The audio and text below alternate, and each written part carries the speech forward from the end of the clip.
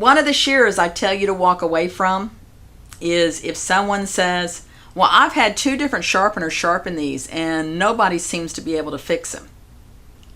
Probably you can't either. That's a walk away shear. So this is a walk away shear and I haven't even looked at it. So, but I'm Bonnie Megowan, Bonika Shears, and I can't walk away, not when one of my sharpeners sent this to me and said, can you fix this, Bonnie? I don't know. Let's find out together.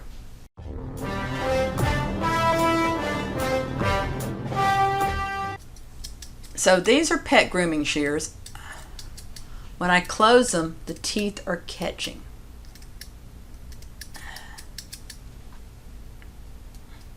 There's not much blade left to them either. You see how skinny that blade is? How pointy? Let's see what they're cutting.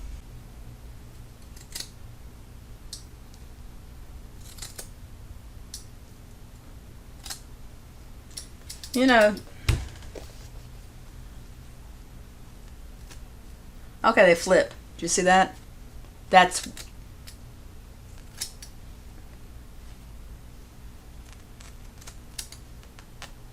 pulled a little bit there. Flip. You see that? Flip.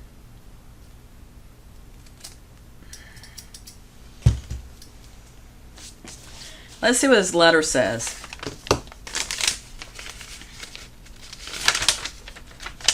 Hello, Bonnie. The enclosed shears are used by my better half, Sharon, I won't say the whole name, at her grooming shop. I have sharpened these in the past and there was always something slightly off, but was never able to identify the issue. We recently went to the Groom Expo in Hershey, Pennsylvania and took them with us to be sharpened. I was not present while they were being sharpened as Sharon took care of that while I talked to other vendors. I actually didn't look at them until we got back home and she tried using them. Folding hair, that's what it did, and just not cutting. The shears are much worse than before. Oh gosh. I sharpened them again and made a few adjustments, but they are still not correct. She has used them, but only a bit as they are frustrated to use in the current condition. I believe there's something off on the tooth blade. I won't say who sharpened them, but I looked them up on the old internet and they do not have very favorable reviews. I'm sending them to you in the hopes that you can identify the issue. If you have any questions, right, he can be reached, and put the phone number down. I like that he said in the hopes you can identify the issue, not in the hopes you can fix it. So let's see if we can identify the issue. He thinks it's in the teeth. Let's just take a little eyeball look at them.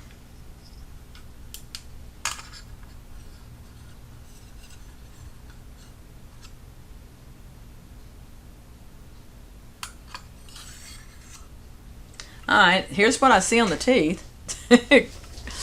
Alright, so I'm seeing a rod on the teeth. You see that rod? And you the rod. It's like, okay, maybe that's okay. I don't see a problem. And then we get to the tip and look at that rod. It goes all, you see that? It goes all the way around the back. That's as stripped of a rod, of a tip on a rod line as I've ever seen. Okay, let's see what the blade looks like.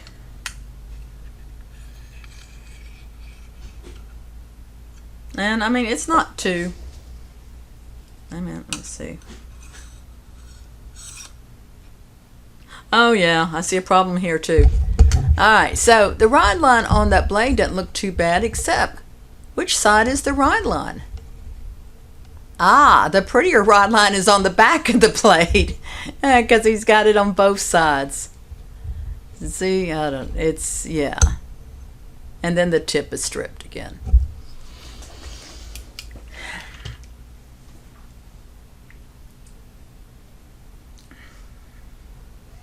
I might need to draw a picture on this one.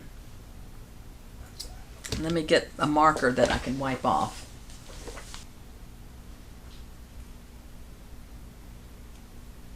Here's the ride line.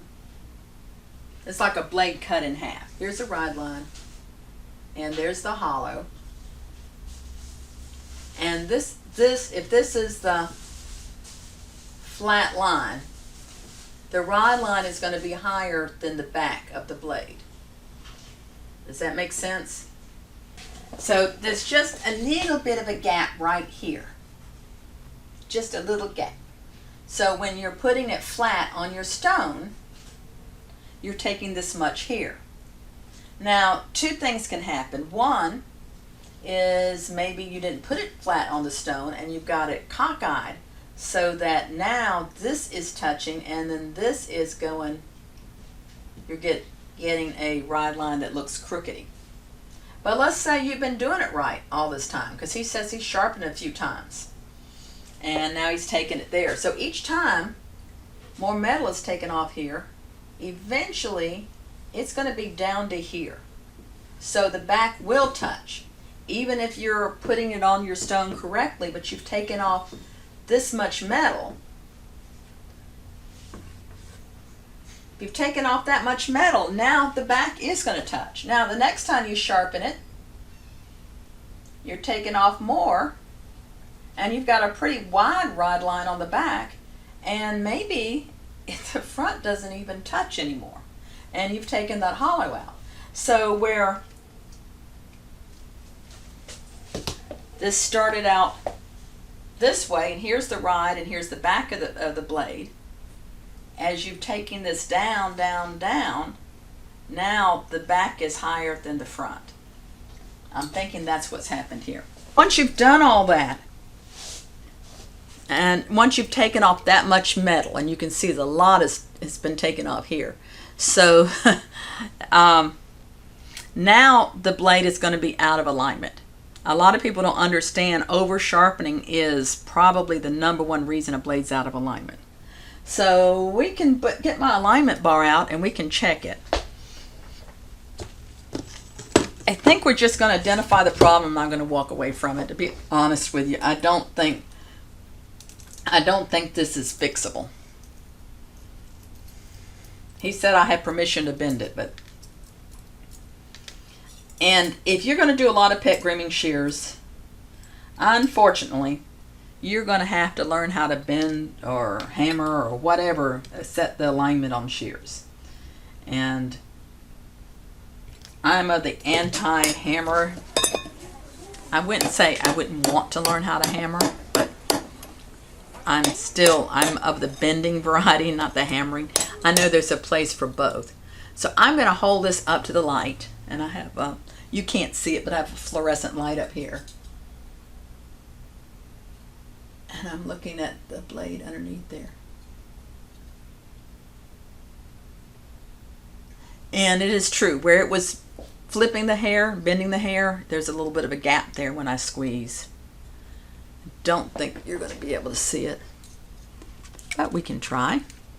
What I'm doing is I'm holding it, looking at the light underneath. Oh, well, that might have fixed it. Dropping is another thing that messes up the alignment. Anyway, let's take a look at the teeth side.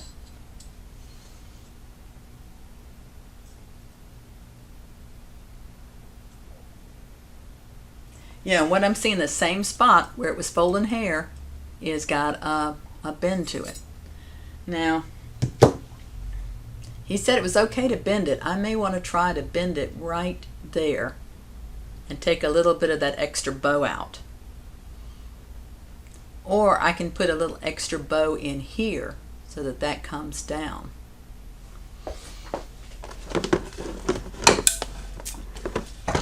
This whole bending thing is not a precise. I've got a couple of bending tools on here. I don't like any of them. See, this isn't wide enough. That's wide enough.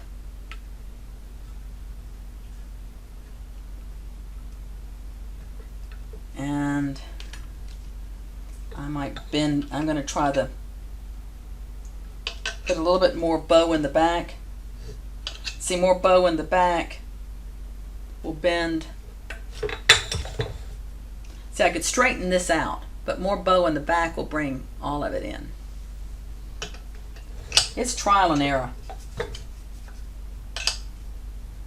And I don't bend enough of these to be the expert at it. But I had someone in here yesterday, and he had a pair of curved shears, and I kind of walked him through it, and But when he left here, they cut. So it does work. It is much more common amongst pet grooming scissors. A couple of reasons. Usually they're cheaper, they're longer blades, they're more apt to have fallen on the floor, have had all kinds of crazy things happen to them. Just a number of reasons. You can, if you're only doing hair salons, you could get by without ever bending or hammering. If you are doing a lot of groomers, you're going to have to be able to do this. I have a guy that I trained just a few weeks ago, actually, in his kitchen. I went up there and trained him and his son in Chicago. And he bought, his wife's a groomer, and he bought a whole bunch of our grooming shears, that big red. They loved them. They loved them. And like this first day out, the groomer dropped them and bent, it was a chunker like this, and bent the blade out, he said, like a 1/4 of an inch. So there's no way around it. And so I'm going to cut perm paper. So I told him, I said, well, Bonika Shears, I said, go for it. If you break it, I'll replace it. It's not, since I've given you permission. So he and his son, they worked on it. They bent it. They sharpened it. And he said it cut fine. I told him he should have done before and after pictures, but he said they were too excited to get in there and work at it. All right. So you see that? It's cutting back here. It's not cutting right there. And that's where I bent it out. Remember, right here?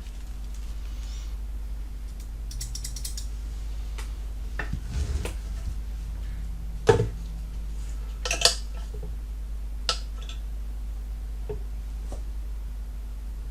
mean, this blade looks straight. Without even putting on an alignment bar, it just looks straight, like it should have more bend to it. I'll try to put this up where you can see what I'm doing.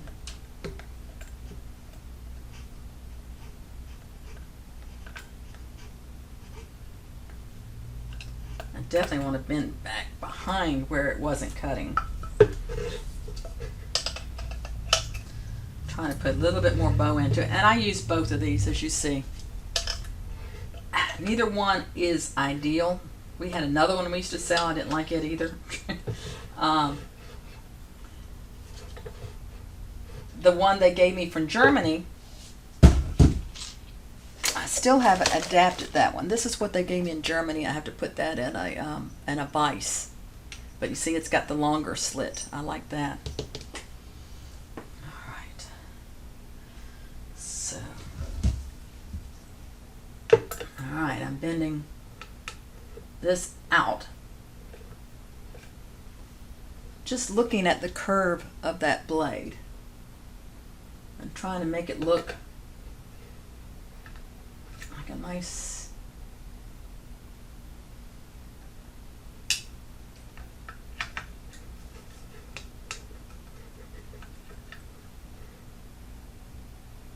normal curve or a shear, eyeballing it.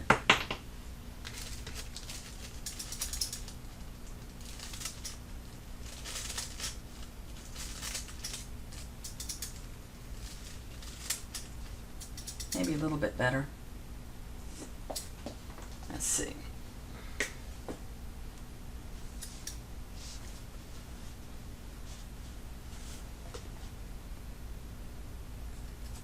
No.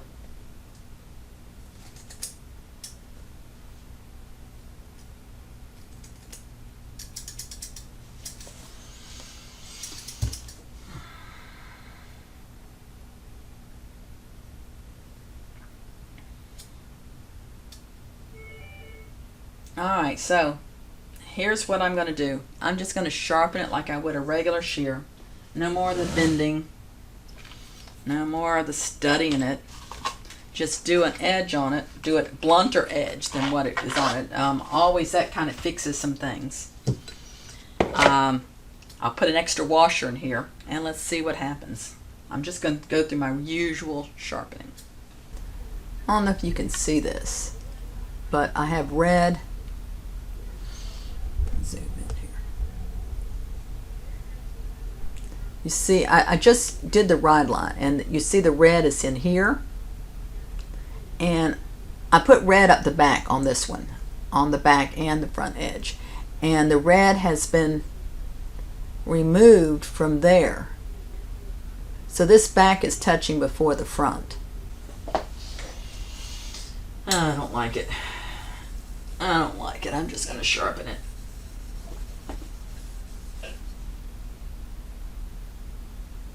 Yeah, I mean, it's coming, the ride line's coming off the back here because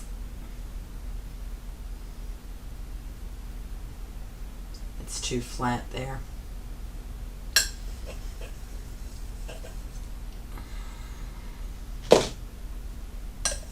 I'm just going to sharpen it, see if it's any better. Probably not.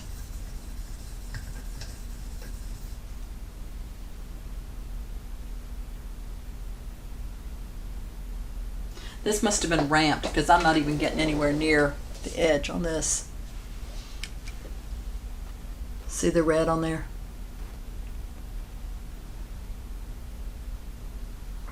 Maybe it's over ramped. Now I saw on Facebook on the Sharpeners chat, somebody was asking about this DMT stone. Yeah, I use it. This is the time I use it. It's when I want to be pretty aggressive and I want something I know is absolutely flat. And so I'm going on this diamond stone. And you can actually spray it with your diamond spray too to add to it. Yeah, this is definitely, I think it's over ramped.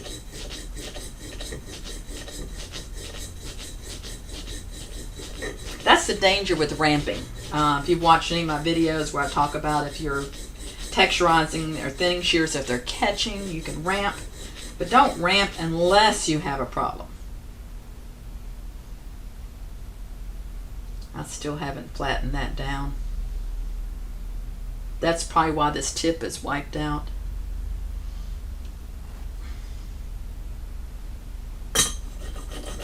I'm going to go up in the corner. Leave that tip hanging off. The water actually gives this some lubrication too. Just dry it off afterwards because it will rust.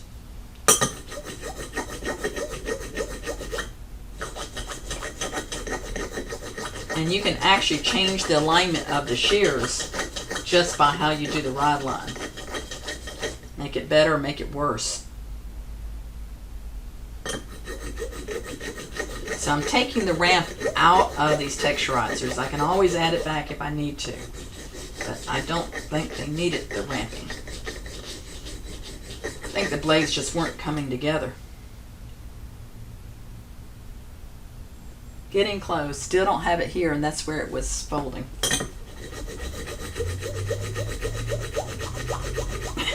I like that noise.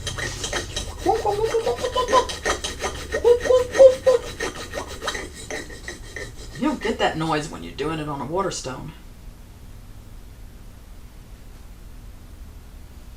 Thinking about something really aggressive.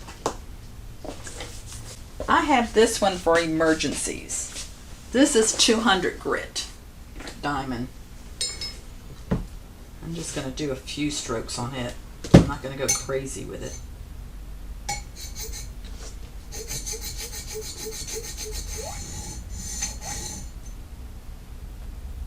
Not there yet, almost.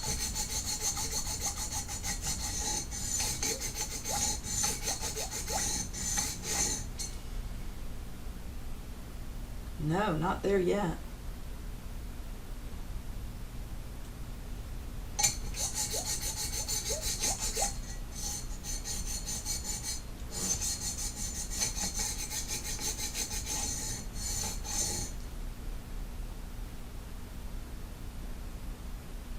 Well, you know, taking metal off the teeth on this side might bring the ride line down to match.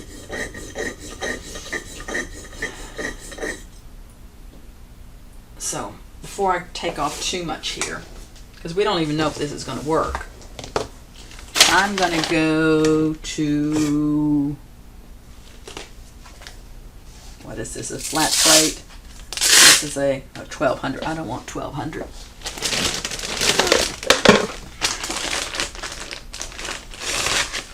Here's a flat, worn 100 micron. And I'm going to do this pretty blunt. Let me set my clamp at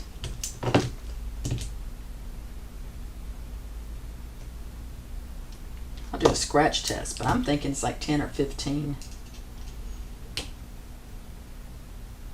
I'll put 20 and do a scratch.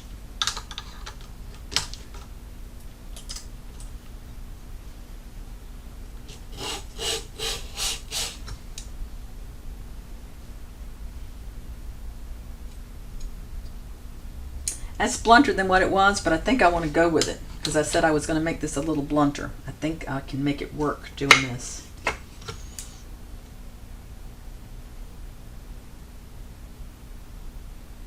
I don't know. 25. I'll move it up 5. By the way, you wanted to know what kind of shears these are. These are monk.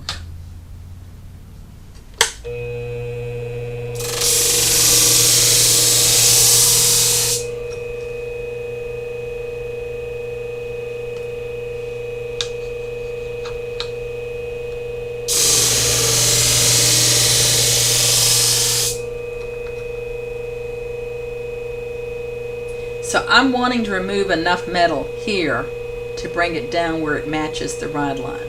So I'm not so much looking at what it looks like out here. I'm looking in here to see if that red is gone, where it didn't come off when I was doing the ride.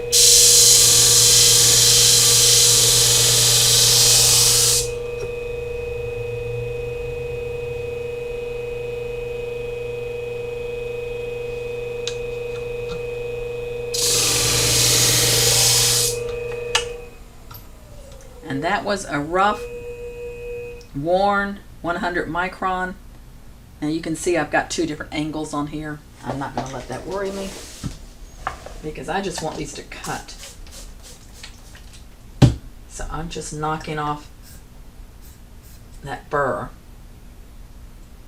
which didn't come off. So I think I'm going to go back to my aggressive stone, work it some more, and maybe go back to here.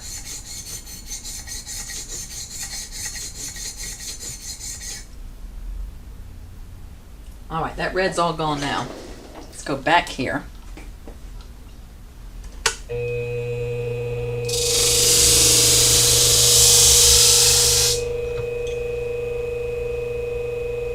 I don't want you to think this is a typical way to sharpen these scissors. This is, I'm experimenting as I go, trying to figure out what's wrong with these and how do we fix it or make them better. Don't know if we'll be able to fix it, but hopefully we can make it better.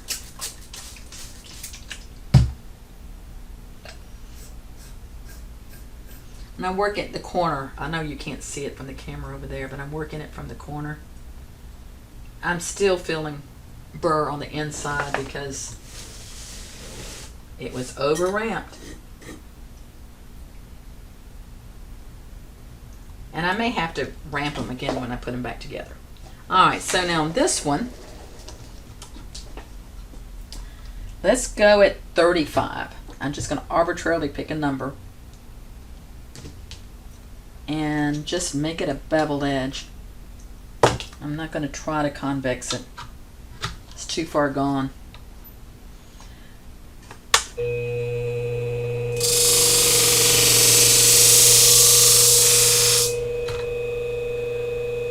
Okay.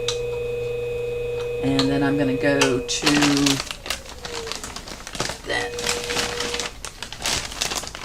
1200 maybe. Oh, here's a 400 cushion. Worn. I might do a little bit of a rock here just to kind of blend it a little bit.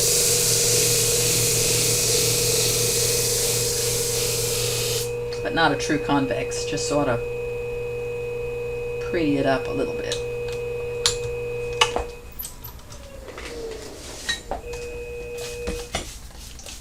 Back to one or my stones. Let's see which one. Still have a burr in that back area.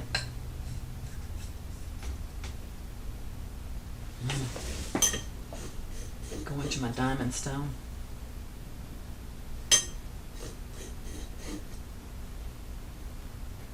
Still is a burr left behind there. This is one of my arc hones that broke. That's been handy having that little bitty piece there.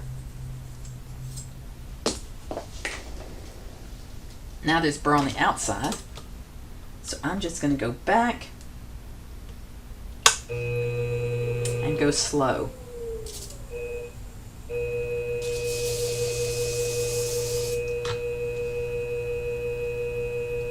And I've knocked a burr on the inside. And I'm just going to use this again.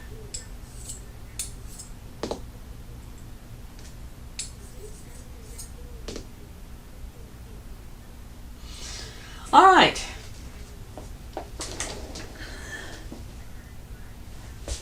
Pray over them a minute. And I don't mean that sarcastically. Sometimes you need to pray over, Lord, show me what I need to learn from these, or what my customer needs to learn, which might be careful who sharpens your shears. My customer probably needs to learn more confidence in his own sharpening, rather than thinking somebody at the show can do a better job than he can. You know, I've sharpened at hair shows before. And you cannot, I don't care how good you are, you cannot give your best sharpening at the show. You've just got them coming in, they're lined up, and it's... And when I cut with it the first time, I would have thought, well, they're okay. They'll work. Still feeling burr on that inside there. And I probably would have given them back like that. So I'm not going to say anything negative about the sharpener at the show. And people will always, if they've got bad reviews, people will print the bad stuff. They won't bother to go to you with the good stuff. Now, I've put 2 washers in here, 2 fresh washers. Always assume the pivot screw has a problem too.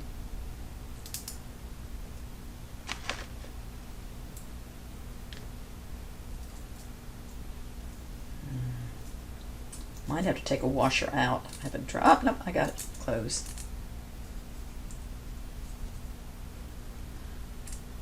All right. Sometimes on these, it's good just to take your bond paper, and this is the letter he sent me, and just cut.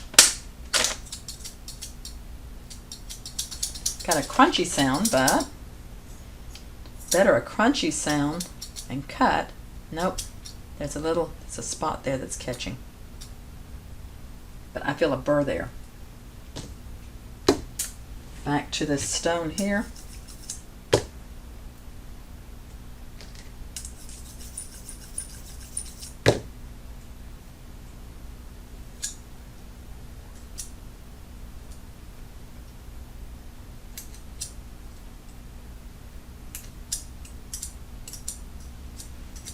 Catching.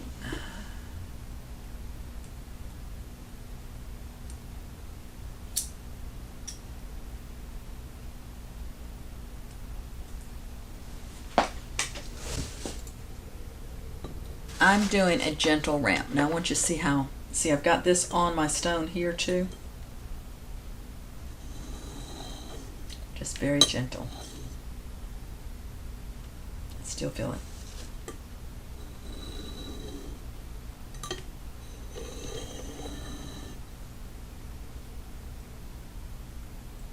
I don't use this stone very often, but sometimes it's what I need on fixing these kind of things.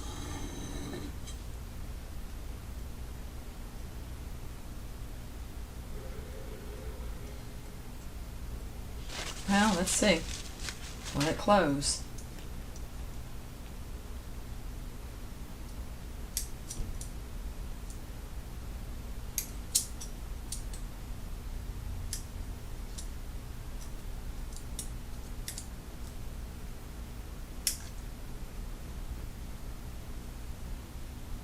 That looks bent here. Outward bending.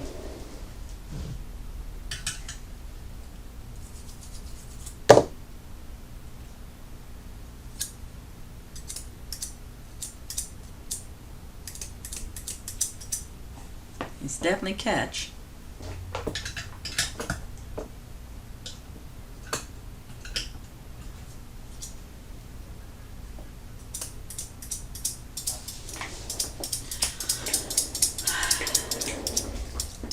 These are catching. Let's see if they cut.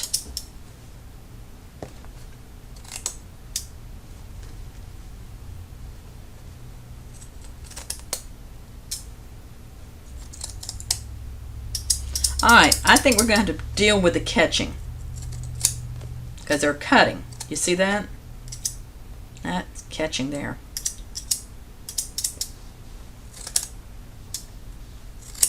But they're not flipping at all.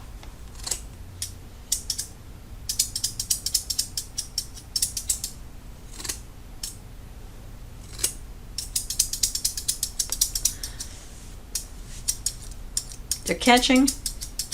They make a noise, but they cut. You have to let your customers decide if you want them to cut or you want them to catch.